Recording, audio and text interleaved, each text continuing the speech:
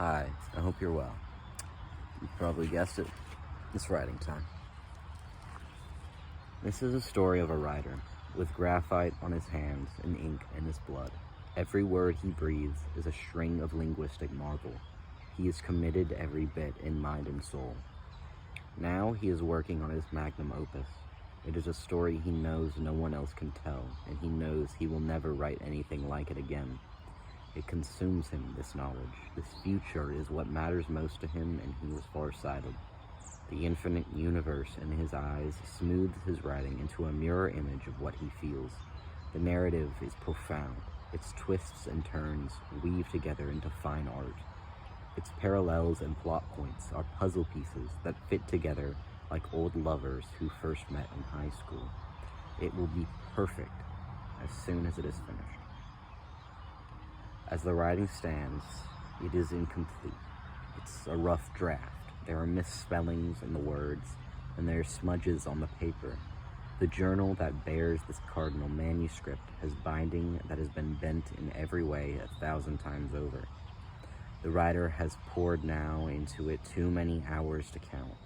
He keeps editing and revising and altering the diction, scrapping old sentences to rewrite them and take a step back only to return, read them over, and scrap them all over again.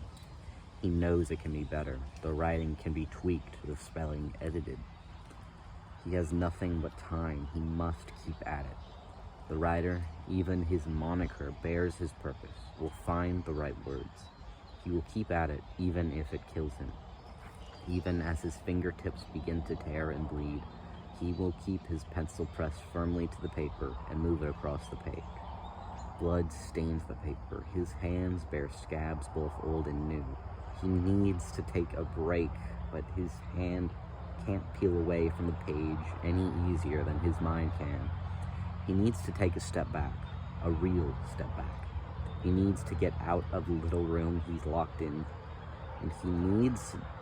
There's a knock at the door. All the writer can do is sit in his chair and write to the rhythm.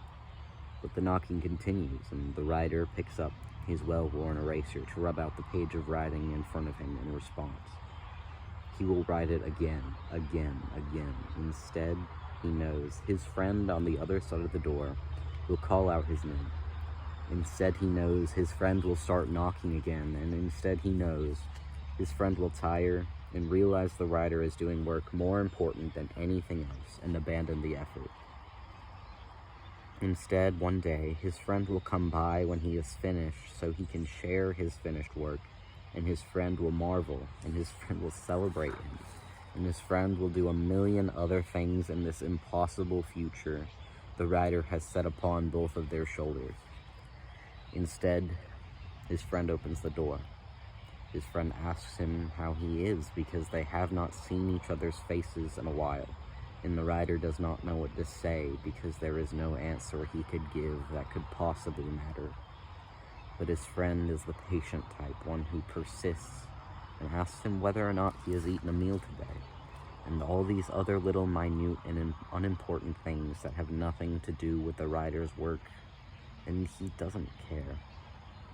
He nods and shakes his head and shrugs when he needs to, in the hopes that it will stop.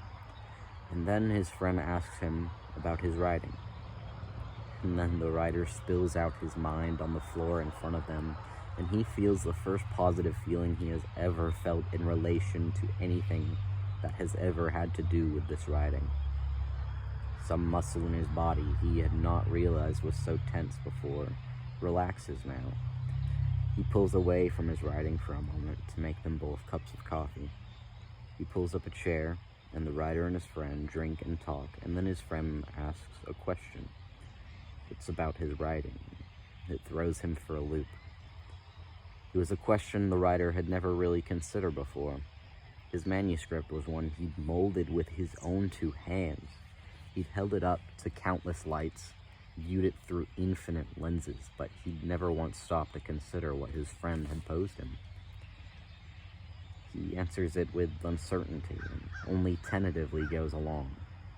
He lays down his convictions, and his friend does too, but his answer summons a follow-up like a jilted and jealous lover, A new question follows, then 3, then 5, then the sun outside sinks deep beneath the horizon and their coffee cups get refilled and they are talking and working, and his friend is giving advice and pointers, and suddenly his writing is taking on a shape it never could have before. Its jagged edges are smoothed, plot holes are filled, and it is better than perfect. The main character ends up alive and breathing, and it has a good ending, and it is all the writer could have ever hoped to achieve. And when it is published and his friend reads through it and sees more than one name credited to its creation, the writer smiles. It is no longer his magnum opus, and he could not be more happy. Thank you.